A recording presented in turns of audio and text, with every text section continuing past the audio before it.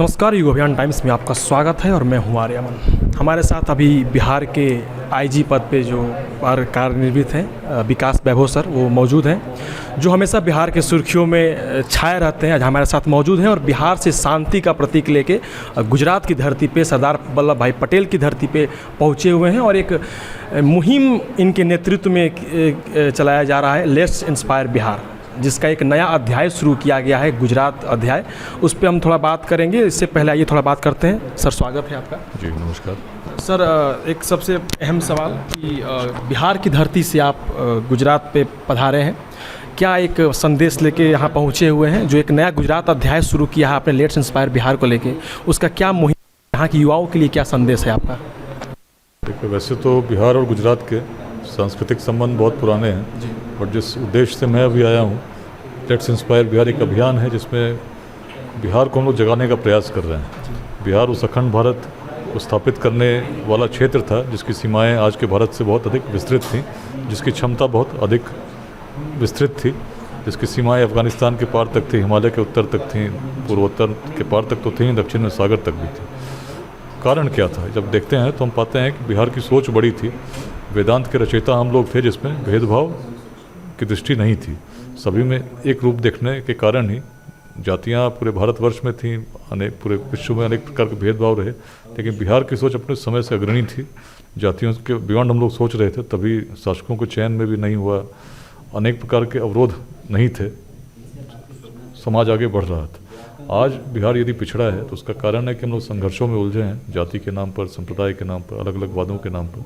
मिलकर यदि सहयोग करें, और विशेष रूप से वैसे बिहारवासी जो बिहार के बाहर रहते हैं उनको हम लोग जोड़ने का प्रयास कर रहे हैं, ताकि उनके माध्यम से जो अनुभव उन लोगों ने ग्रहण किए उसको अपने बिहार के विकास में भी उसका उपयोग करें।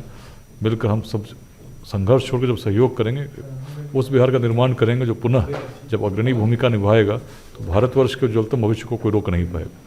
तो गुजरात से भी बहुत कुछ सीखने को है। उद्यमिता की भावना जो गुजरात में है उसको हम लोग नमन भी करते हैं, उससे सीखने भी आए हैं, और साथ में उस इतिहास का भी स्मरण करते हैं जब कभी बिहार से ही शासन होता था और गुजरात में जो निर्माण कार्य हुए, सुदर्शन झील का निर्माण हुआ तो बिहार के ही सम्राट चंद्रगुप्त के आदेश पर हुआ था। तो समझने की इतिहास से और वर्तमान को और उसके साथ एक भविष्य की प्लानिंग, तो यही योजना है इसी के अंतर्गत। सर, लेट्स इंस्पायर बिहार की जो मुहिम है उसका मेन टारगेट क्या है, उसका मेन मकसद क्या है जो आपने मुहिम छेड़ा हुआ है और बिहार से लेकर अब गुजरात की धरती पर भी पहुँचे हुए हैं? मेन उद्देश्य भारतवर्ष के विकास को गति देना है, और उसके लिए बिहार को तैयार करना है ताकि बिहार अपनी भूमिका निभा सके, जैसी भूमिका उसने इतिहास में तब निभाया था जब संसाधन नहीं थे, जब रोड नहीं थे, टेक्नोलॉजी नहीं थी, संचार के माध्यम नहीं थे। तब जब हम पूरे देश का मार्गदर्शन कर रहे थे, नेतृत्व कर रहे थे, तो आज क्यों नहीं, क्या नहीं कर सकते? क्षमता तो वही होनी चाहिए, पूर्वज तो वही थे, उन्हीं के वंशज हैं।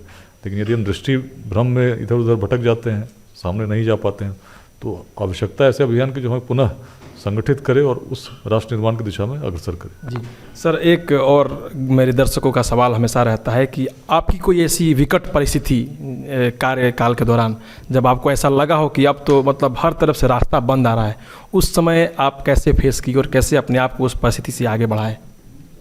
नहीं, ऐसा वैसे उस रूप में हर परिस्थिति को जब मैं देखता हूँ तो मन बड़ा आशान्वित रहता है कि किसी भी परिस्थिति में हम लोग मुकाबला कर सकते हैं।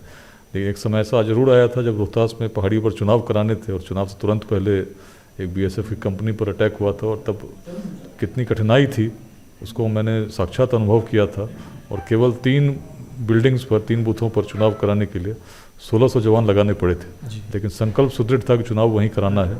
आसान नहीं था, लेकिन जब संकल्प सुदृढ़ हो तो कठिनाइयाँ मिट जाती हैं, और जहाँ असंभव भी होता है वो भी संभव बन जाता है। इसको मैंने होते देखा, और बड़े अच्छे से चुनाव हुए। 50% से अधिक लोगों ने वोट भी डाला, और जो लोग नहीं सोच सकते थे वैसा परिवर्तन उस क्षेत्र में आगे आने वाले समय में देखने को मिला। तो देखा कैसे परिवर्तन और परिस्थिति दोनों जो सफल होता है, ये विकास वैभव सर ने करके दिखाया कि हर परिस्थिति में जो सफलता होती है, परिवर्तन होता है, उससे दूसरा नाम विकास वैभव कह सकते हैं कि हर परिवर्तन को उन्होंने करके दिखाया है। फिलहाल के लिए इतना ही।